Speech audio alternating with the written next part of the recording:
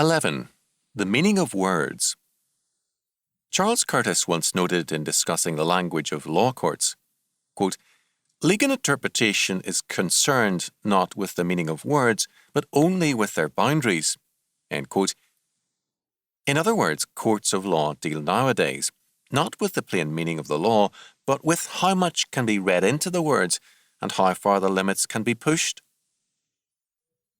The roots of this misuse of the law go back centuries, and they rest on the misuse of the Bible. The scribes and lawyers of the Old Testament era and in New Testament times, and churchmen through the centuries have twisted the plain meaning of Scripture to suit themselves. Thus, in plain contradiction to the Bible, many will argue today that the Bible favours abortion and homosexuality and opposes capital punishment.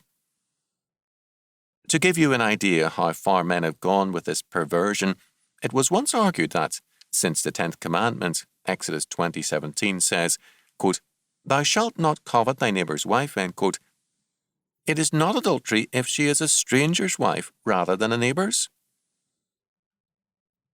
When men treat the Word of God so callously, is it any wonder that they can treat civil laws with contempt for the plain meaning of words?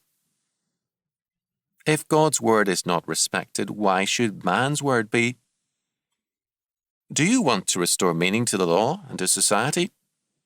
Then begin by believing and obeying every word that proceeds out of the mouth of God, Matthew 4:4. God means every word He says. We cannot treat His words lightly without destroying the meaning of all words. A casual treatment of God's Word means a loss of meaning and truth in every area of life. The foundations of all life and communication are destroyed.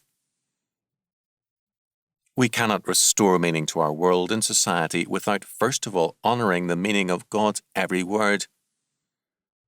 Hear ye the Lord, and believe and obey His every word.